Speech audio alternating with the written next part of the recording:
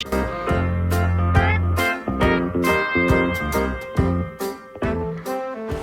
guys, my name is Gerald Msara.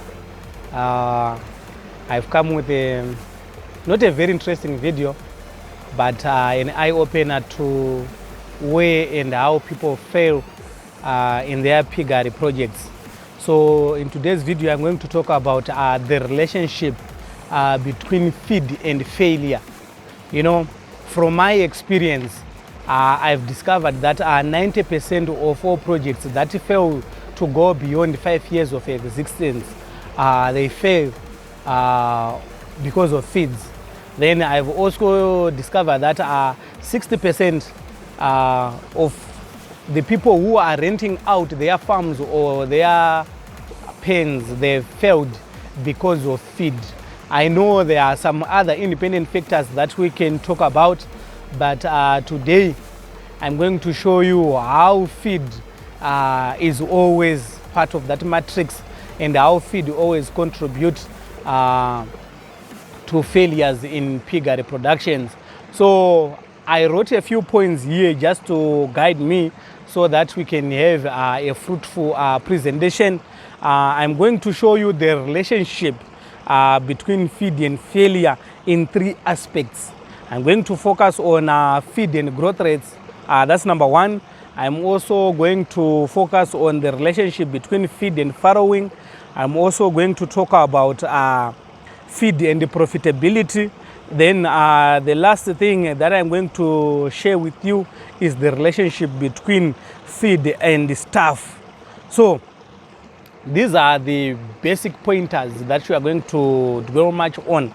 So without wasting much of your time, let's go straight into the video. What is the relationship between feed and growth rate? So if you have been following my videos, you discover that there are some thresholds that I consider to be acceptable in every aspect of pig production. The first thing that I always respect is related to weight gain. A normal pig that is from piglet stage to grower stage must gain a minimum of 250 grams per day and a maximum of 1.5 kgs per day. That is when everything is constant. That is when your feed is up notch. So given that we know the average weight gain per day of our pigs, then how is it related to the feed that we give? Okay. There is what we call the feed conversion ratio. The feed conversion ratio is that if a pig consumes 1 kg of feed, it must gain at least 250 grams, like I said earlier. So what it means is, if it is in its early stage of maturity, if it consumes 1 kg of feed, it must translate to 1 kg of body weight gain. So this now goes back to the quality of your feeds now. If your feed quality is poor, you are guaranteed that you are going to have underweight piglets or underweight pigs. If your feed quality is of poor quality, again, you are going to experience stranded growth. So that is one of the first key relationships that we need to understand between feed and the growth rates. A pig normally has to achieve a live weight gain of 120 kgs as a finisher in 22 weeks. So what it means is, if you fail on these daily weight gains, then chances of you reaching the 120 kgs mark are so low. Actually, it's very impossible. I've discovered that the majority of pig producers in Zimbabwe, they slaughter at 65 kgs live weight, which translates to about 30 to 35 kgs slaughter weight. The standard in terms of porkers in Zimbabwe, the standard is 50 kgs. So the majority, if not 80% of the pig producers that I've met in this industry, they fail to produce a 50 kg porker. Why? The answer lies with the feed quality and the compromised growth rates. So that is the first relationship that I want you to understand. Then let's move to the second thing, the relationship between feed and farrowing. You know, wrong feed formulations causes abortions. They also cause returns and infertility. So what it means is if you give wrong quantities of premixes or minerals, that is if you are into custom feeds, chances of having abnormal piglets are so high. Why? Because the mineral ration is wrong. So I think it clearly shows the relationship between feed and farrowing. Then there are some situations where you discover that your pigs are vomiting. It's a sign of stomach aches, and it's a sign that the pigs are rejecting the kind of feed that you'll be giving at that time. What it does to your production rate is that it delays the pigs' heat periods. What it means, instead of you waiting 3 to 7 days after weaning for your sow to get back on heat, you have to wait a month or two. What it does is it lowers your parity rate. By standard, a pig should have 2.5 parities per year. What it means, it should give birth twice a year, then finishes the year with at least 1 month or 2 months pregnancy. So wrong feeds, they compromise the quality of the pigs that you produce. I've talked earlier about the deformities in pigs. I've also talked about having mummified piglets. So the relationship, I think it's quite clear there. Then you also need to look at the relationship in this aspect. If you overfeed your pregnant sows, it also causes an accumulation of fats in the womb or the uterine, resulting in healthy stillborns. That is a very sad situation for every producer. When your sows give you healthy but dead piglets. I've experienced a lot. I have seen it in many farms. So it narrows down to the relationship between feed and farrowing. The whole farrowing process is hinged on the quality of the pig, that is in terms of its weight or in terms of its general health care. A sow that is in bad condition cannot go on heat. If it goes on heat, it may not be able to withstand the weight of the bull, and sometimes the pig can actually reject being serviced. Okay, let's move to the relationship between feed and profitability. Low growth rates, they mean we are going to delay going to the market. It means feeding the pigs more whilst you are gaining less. So in terms of profit and loss understanding, you'll be running your business at a loss. It also goes back to the litter sizes that you get. If you give poor quality feeds, chances are so high that your sows are going to give you a low litter size. This threatens the whole sustainability aspect of the project. Why? Let me give you a clear example. If your sow gives you 9 piglets, and we give 10% mortality rate, that means you are going to be left with about 6 or 7 piglets that may survive to the market. Let's go back to the 10th rule that I introduced a few weeks earlier.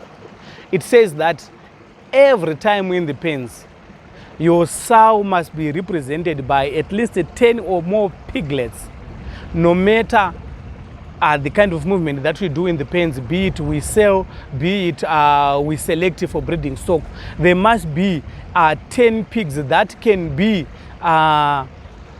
traced back to the sow. So if your sow gives you 9 or less, it means you are breaking the 10th rule. And for me, you are not being profitable. For me, you are running a loss. You may consider closing that project. Why? Because the cost of production are high and the profit margins are so low. So this puts the projects between a compromised position and that thought of closing off. Then we need to look at the relationship in terms of the cost of feeds. You know, if you use the straight meals, they are very expensive. What it means, if you run your project using expensive feeds, that will eat into your profit margin, and that will also affect your growth rate in terms of your total sow unit. So These are basically some of the relationships that one needs to understand. Then let me go to feeds and staff. In this aspect, we talk about the possibility of embezzlement and theft. Then we also need to appreciate underfeeding and overfeeding. If your staff are not aware of the impact of overfeeding to a pig is, or the impact of underfeeding your pigs is, then the chances of you making it in the industry are so low. Like I say always, the staff is always the wheel of the piggery business. If the wheels are punctured, if the wheels are not properly serviced, the organization cannot move anywhere. You will remain stuck in one position. So this goes back to the notion of having technical staff, develop your staff, send them for refresher courses, then encourage them, or sometimes take them to farm visits. They may learn one or two things in other systems that will also help you in attaining the right level of profitability. Then we also need to look at the feed quality. Feed quality is of great importance. That is, according to me, that's what I believe. Because when you talk of feed quality, we need to appreciate the grain size. It doesn't have to be too fine for the dry sows because they will end up being choked by the feed. Then it doesn't have to have those bigger grain sizes. They are not easily soluble to the piglets, and sometimes they cause they wear actually the internal walls of the intestines of the pigs. So in the end, the pigs will be forced to resent the kind of feed that you'll be giving them simply because the grain size is wrong. Then the quality also goes back to the nutritional balance of the feeds that you'll be giving your pigs. In terms of the nutrients, you need to make sure that the proteins are there in their adequate proportions. You also need to look at the energy sources.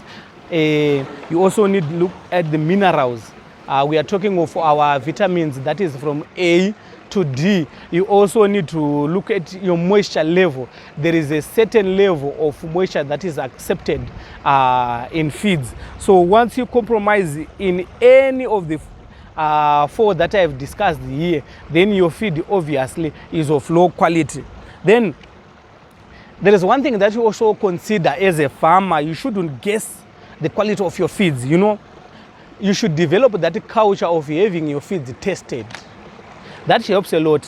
Whenever you see that you are having challenges with your growth rates, or you are not happy with the skin conditions or the feed intake generally of your pigs, then it's high time for you to take the feeds for testing. If you are using straight meals, I suggest that you change your manufacturer, because right now there are a lot of compromising feed manufacturers in the industry, and they don't care about your profit, they only care about themselves. So it's something that you need to look at. Then you also need to consider that if you feed poor quality feeds, it is also difficult to measure.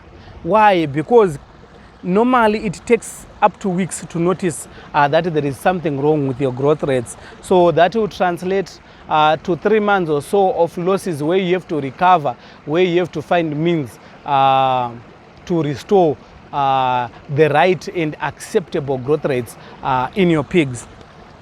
Then we wouldn't have done justice if we ignore the relationship between feed and failure, whilst ignoring the notions of custom or straight meals. Which one is better? For me, I believe given the influx of compromised and backyard feed manufacturers, normally I suggest that you rely on your custom feeds. Why? With custom feeds, you have control over quality. You know very sure that if it's 17% crude protein that is needed in the feed, that is exactly the 17% that you put in. Then we also need to look at the cost aspect.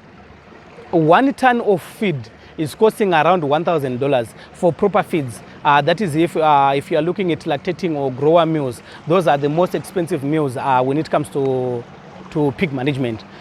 But when you compare that against custom feeds, as for me, I'm at about 577, let's say $600 per ton.